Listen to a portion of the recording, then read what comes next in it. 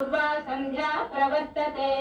లలిత ఏంటే గాయత్రి, వచ్చేసావా మళ్ళీ? రాననుకున్నావా రాలేదనుకున్నావా? ఏదో ఎలక ముఖం నానా?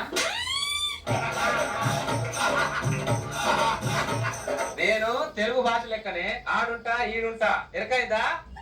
ఓ వచ్చావా అని అడుగుతుంది. వచ్చానుగా, నీకుంటుంది తర్వాత నా చేతిలో ఎప్పుడు నామిదే ఎప్పుడు వస్తది ఎప్పుడు పోతుంది చూస్తుంటే ఎలకమ్మ పొంది. చెప్తా ఎప్పుడైనా చీర కట్టుకొని తిరుగుతావా అని చూస్తా. ఎప్పుడు లుక్కి కట్టుకునే తిరుగుతుంటారు, అదేంటో మరి. అదే పేరు మార్చుకొని కట్టుకుంటున్నావు, వేసుకుంటున్నావు.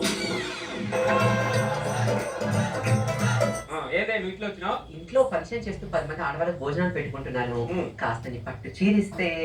నువ్వు అడిగితే పట్టు చీర కాదు, నా మొగుడైనా ఇచ్చేస్తా. వద్దులే అక్క, ఇంట్లో ఉన్న మొగుడుతోనే వేగలేకపోతున్నాను. నువ్వేమో నీ మొగుడు నా మొగుడేమో నా తొలగలేకపోతున్నాను అంటున్నారు. ఏం డిస్కషన్. ఎదుగానే థ్యాంక్ యూ అక్క, థ్యాంక్ యూ సో మచ్. అక్క నువ్వు కూడా మర్చిపోకుండా ఫంక్షన్ కి రావాలి. చీర ఇచ్చిన కానీ రాకుండా ఉంటానే. ఇల్లు ఎంత దుడిసిన దుమ్ము ఉంటానే ఉంటది. ఛీ! ఈ ఇంట్లో ఒక ఏకైక పనుండి నేను అన్ని పనులు చేసుకోవాలి, మరి తప్పదు. రాము, అమ్మగారు ఫంక్షన్ కి టైం అయింది, ఆడవాళ్ళందరూ వస్తున్నారు. చక్కగా రిసీవ్ చేసుకుని జాగ్రత్తగా చూసుకో, ఓకేనా? అలాగే అమ్మగారు. చీరవదే పక్కింటి లలిత కదండి.